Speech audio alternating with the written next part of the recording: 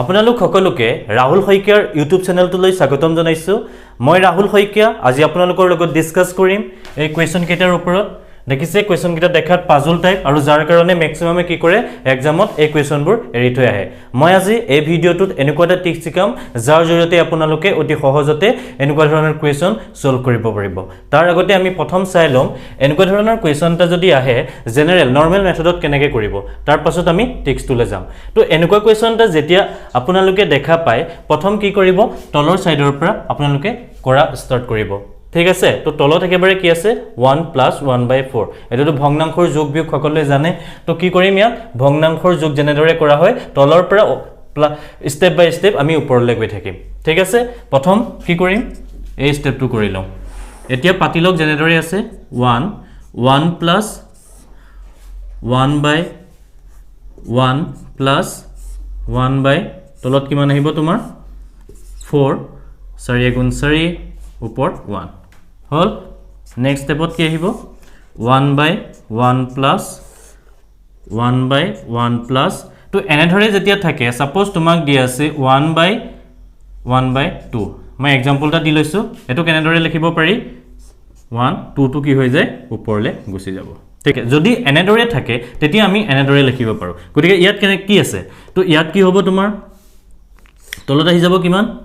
5 তলত কিমান আছে 4 ওপৰত 1 এতিয়া এই টাৰ্মটো যেন আমি পালো এই টাৰ্মটো এনেদৰে হলে কি হ'ব 4 টো ওপৰলে গুচি যাব হেতু আমি তেনেদৰে লিখিব পাৰিম ঠিক আছে তো 1 + 1/1 + 4/5 তো এনেদৰে লিখিব পাৰিম এটো মেথড ইউজ কৰি ঠিক আছে তো এতিয়া নেক্সট স্টেপ কি কৰিম আমি সিমিলাৰলি এটো স্টেপটো আমি এনেদৰে কৰিম ভগ্নাংশৰ যোগ জেনেদৰে কৰা হয় ঠিক আছে নেক্সট স্টেপটো কি হ'ব তোমাৰ পাতি যোৱা 1/1 + 1/ কিমান হ'ব 1 + 4/5 মই পাতি লৈছো তাৰ পিছত কৰিছো 1/1 + 1/ কি হ'ব এটো এলসিএম 5 আহিলে ইয়াত 5 ইয়াত 4 হ'ল ঠিক আছে তাৰ পিছত কি হ'ব 1/1 + ওপৰত কিমান হ'ব 5 টো ওপৰলৈ গুচি যাব 5 তলত কিমান থাকিব 4 পাছে 9 হল ইয়াৰ পাছত আমি কি পাম আকৌ ভগ্নাংশৰ যোগ কৰা 1 + 5/9 কি হ'ব তলত এলসিএম আহিব 9 9 + কি হ'ব 9 + 5 হল তো এটো কি হ'ব 9 টো ওপৰলৈ গুচি যাব কাৰণ 9 তলত আছে অথনি মই দেখাইছিলো কি ওপৰলৈ যাব তো 9 +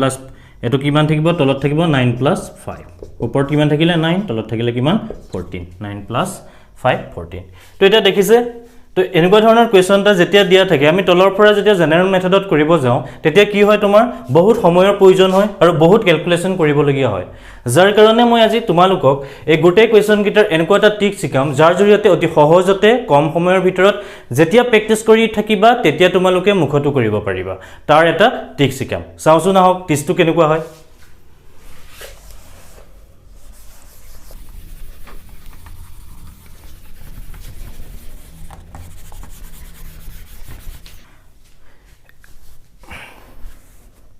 এতিয়া আপোনালোকে চাব ইয়াত লাষ্টৰ টাৰ্মটো চাব সদায় লাষ্টৰ টাৰ্মটো লক্ষ্য কৰিব লাষ্টৰ টাৰ্মটো কি দিয়া আছে 1/4 ওপৰৰ টাৰ্মটো প্ৰথম পাতি লব 1 ওপৰত কিমান আছে 1 তাৰ পিছৰ টাৰ্মটো কিমান 4 হল ফাৰ্স্ট টাৰ্মটো 1 তাৰ পিছৰ টাৰ্মটো 4 হল তাৰ পিছত আপুনি ইয়াত এটা কমা দিব আৰু তাৰ পিছত ইয়াত লক্ষ্য কৰক 1 কেটা প্লাস হৈ আছে এনেদৰে এটা দুটা তিনটা কি কৰিব তাৰ পিছত লক্ষ্য কৰিব 1 কেটা প্লাস হৈ আছে এটা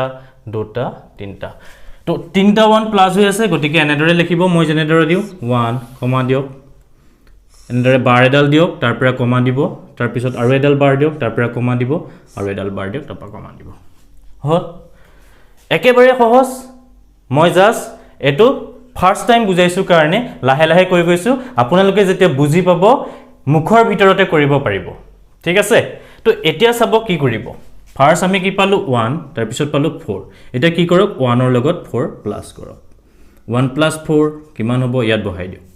4 1 5 ইয়াত বহাও ঠিক আছে তাৰ পিছত কি কৰিব 4 ৰ লগত 5 ক প্লাস কৰিব 4 + 5 কিমান হ'ব 9 ঠিক আছে তাৰ পিছত কি কৰিব 5 ৰ লগত 9 প্লাস কৰক 5 ৰ লগত 9 প্লাস কৰিলে কিমান পাম এনসাৰটো ইয়াত বহাই দিয়ক 9 পাছে 14 হল 9 পাছে 14 হল আমি ফাইনালি কি পালোগে 14 তাৰ আগৰ টাইমটো কিমান পালো 9 এটা আমাক ইম্পৰ্টেন্ট এই দুটা টাৰ্ম এনসাৰটো কি হ'ব গম পাই ইয়াৰ পৰা এনসাৰ হ'ব 9/14 হল আমি ইয়াৰ আগত এনসাৰ এটোৱে পাইছিলো 9/14 কেনেকৈ হল শুনক আমি এনেদৰে যেতিয়া প্লাস কৰি গৈ থাকিম লাষ্টৰ যেটো টাৰ্ম পাম লাষ্টৰ যেটো সংখ্যা পাম হেতু সদায় তলত বহাম আৰু লাষ্টৰ আগৰ যেটো সংখ্যা 9 হেতু আমি ইয়াত বহাম ঠিক আছে তো প্ৰথমৰ পৰা আকৌ এবাৰ কৈ দিছো প্ৰথম লক্ষ্য কৰিব লাষ্টৰ সংখ্যাটো লাষ্টৰ ভগ্নাংশটো ওপৰত যেটো থাকে হেতু প্ৰথম পাতিব তলত যেটো থাকে দ্বিতীয় পাতিব তাৰ পিছত কি কৰিব এনেদৰে তিনিডাল সাইন দিব বা বাৰ দিব হল তাৰ পিছত কি কৰিব ফাৰ্স্ট টাৰ্মটোৰ লগত সেকেন্ড অৰ্থাৎ 1 + 4 কৰিছতে আমি কি পাইছিলো 5 তাৰ পিছত কি কৰিলো 4 ৰ লগত 5 যোগ কৰিলো আমি কি পালো 9 তাৰ পিছত কি কৰিলো 5 ৰ লগত 9 যোগ কৰিলো আমি পালো 14 এনসাৰটো কেনেদৰে পাম এনসাৰটো আমি এনেদৰে পাম লাষ্টৰ সংখ্যা দুটা যাৰ কাৰণে ইম্পৰ্টেন্ট লাষ্টৰ যেটো সংখ্যা হেতু কি হয় তলত বহে আৰু লাষ্টৰ আগৰ সংখ্যাটো সদায় ওপৰত বহে আমি যেতিয়া জেনাৰেল মেথড কৰিছিলো তেতিয়াও আমি এটো এনসাৰ পাইছিলো কিন্তু সময় কিমান লাগিছিল বহুত সময় লাগিছিল কিন্তু এনেকৈ আমি যেতিয়া কৰিম একেবাৰে সহজতে কৰিব পাৰিম ঠিক আছে তো এতিয়া নেক্সট কোৱেশ্চনটো সেম টাইপৰ এটা কোৱেশ্চন দিয়া আছে তো এটো আমি ডাইৰেক্ট টিক্স লগাই কৰিম জেনাৰেল মেথডত নকৰো যদি টিক্স লগাই কৰো কেনেদৰে হ'ব চোৱা লাষ্টত ইয়াত কি দিয়া আছে 1/5 আমি জাস্ট এটো চাম কিমান দিয়া আছে 1/5 আমি কি কৰিম ওপৰৰ সংখ্যাটো প্ৰথম লিখিম তাৰ পিছত কি লিখিম দ্বিতীয় তলৰ সংখ্যাটো দ্বিতীয় এতিয়া আমাৰ কাম কি হ'ল ইয়াত 1 কেটা আছে লক্ষ্য কৰিব লাগে এটা দুটা তিনটা কেটা আছে এটা দুটা তিনটা ইয়াৰ কাৰণে আমি কি কৰিম তিনডাল বাৰ দিম তলত দুডাল তিনডাল বাৰ বা ডেশ ঠিক আছে তো এতিয়া কি কৰিম 1 ৰ লগত 5 প্লাস কৰিম কিমান পাম 6 5 ৰ লগত 6 প্লাস কৰিম কিমান পাম 11 11 ৰ লগত 6 প্লাস কৰিম কিমান পাম 70 তো এনসাৰ কিমান পাম অথনি কৰে গতে ওপৰত আহিব 11 তলত আহিব 70 দেখিলে কিমান সহজতে এনসাৰটো উলিয়াব পাৰিলো একেবাৰে সহজ কিন্তু এটো আছিল কিহৰ কাৰণে অনলি প্লাসৰ কাৰণে কিন্তু মাইনাসৰ ক্ষেত্ৰত অলপ সিস্টেমটো বেলেগ হয় এতিয়া আমি নেক্সট চাম মাইনাসৰ কাৰণে কেনেদৰে হয় হল এটা কোৱেশ্চন দিয়া আছে মাইনাসৰ ক্ষেত্ৰত তো প্ৰথমতে ঠিক একেদৰে লাষ্টৰ টাৰ্মটোৱে লক্ষ্য কৰিব মাইনাসৰ ক্ষেত্ৰটো মাইনাসৰ আমি জেনাৰেল ফৰ্মটো নকৰো আমি ডাইৰেক্ট ইয়াত টিক্স লগাই এনসাৰটো উলিয়াম হ'ব তো প্ৰথম কি কৰিব লাষ্টৰ সংখ্যাটো ঠিক একেদৰে আমি এটো কোৱেশ্চনত জেনেদৰে পাতিছিলো তেনেদৰে পাতি লব টিক্সত ফাৰ্স্ট কি বহিব তেনেদৰে 3 তাৰ পিছত কি বহিব 5 তাৰ পিছতো সেম প্ৰসেস 1 2 3 এঘৰ দুঘৰ তিনঘৰ এনেদৰে দি লব হল তো এতিয়া কি কৰিব এতিয়া কামটো অলপ বেলেগ হ'ব ইয়াত আমি কি কৰিছিলো ফাৰ্স্ট টাৰ্মটোৰ লগত সেকেন্ড টাৰ্মটোৰ প্লাস কৰিছিলো কিন্তু ইয়াত প্লাস নহয় মাইনাস হয় কিন্তু কাৰ পৰা মাইনাস হয় হেতু মন কৰিব ইয়াত মাইনাস হ'ব সেকেন্ড টাৰ্মটোৰ পৰা ফাৰ্স্ট টাৰ্মটো তাৰ এনসাৰটো ইয়াত বহিব দ্যাট মিন্স 5 - 3 কিমান পালো আমি 2 ইয়াত বহিব কি তোমাৰ 2 সেকেন্ড টাৰ্মটোৰ পৰা ফাৰ্স্ট টাৰ্মটো মাইনাস হ'ব মনত ৰাখিব সেকেন্ড টাৰ্মটোৰ পৰা ফাৰ্স্ট টাৰ্মটো মাইনাস হ'ব কিমান হ'ব এনসাৰ 2 ইয়াৰ পিছত কি হ'ব 2 ৰ পৰা আমি 5 মাইনাস কৰিব লাগে ইয়াত 2 আহিলে তাৰ পিছত -5 কিমান হ'ল -3 ডাঙৰ সংখ্যাটোৰ আগত কি আছে মাইনাস গতিকে ইয়াত কি বহিব আমাৰ মাইনাস সাইন -3 এতিয়া আমাৰ কি হ'ব -3 ৰ পৰা +2 কি হ'ব মাইনাস হ'ব নেক্সট হেতু ৰিজাল্ট ইয়াত বহিবগে -3 ৰ পৰা +2 মাইনাস হ'ব তেতে ইয়াত কি হ'ব ৰিজাল্টটো হেতু ইয়াত বহিব হল এতিয়া -3 - 2 হল এনসাৰ কিমান হ'ব -5 কাৰণ দুটাতে মাইনাস আছে গতিকে মাইনাস মাইনাস প্লাস ইয়াত কিমান হ'ব তেতিয়া -5